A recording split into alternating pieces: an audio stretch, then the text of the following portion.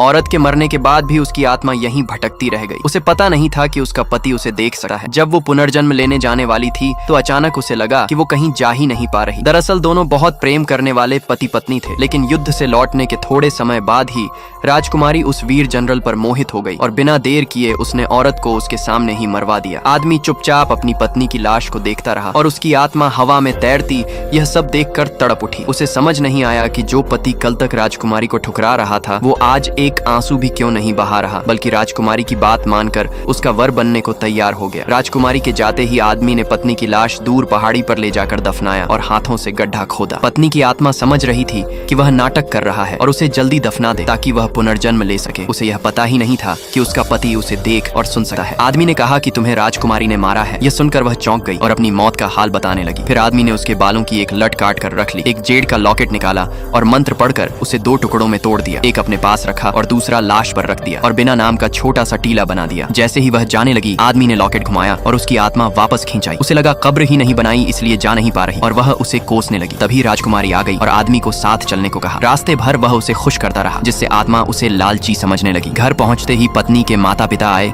और न्याय मांगने लगे, लेकिन राजकुमारी ने उन्हें मरवाने का आदेश दिया। आदमी ने रोकते हुए कहा कि शादी से पहले खून बहाना अशुभ होगा, उन्हें गांव भेज देना बेहतर है। राजकुमारी ने कहा पहले इन्हें सबके सामने थप्पड़ मारो और बदले की योजना के कारण आदमी ने ऐसा किया। आत्मा को लगा उसका पति राक्षस है। राजकुमारी उसे अपने महल ले गई और साथ सोने को कहा, पर उसने मना कर दिया और कहा कि वह शादी का तोहफा तैयार करेगा, जिसके लिए उसने उसके बाल मांगे और कहा कि उनसे प्रेम गांठ बनाकर रखने से पति पत्नी सदा साथ रहते हैं। राजकुमारी मान गई। रात को उसने पत्नी और राजकुमारी के बाल साथ बांध दिए। आत्मा गुस्सा करती रही पर आदमी चुपचाप काम पूरा कर मुस्कुराया। आखिर उसने कहा मैं उसे उसका शरीर दूंगा ताकि तुम राजकुमारी बन सको। और यह सुनकर वह दंग रह गई क्योंकि अब उसे समझ आया कि उसका पति सच में उसे देख सकता है।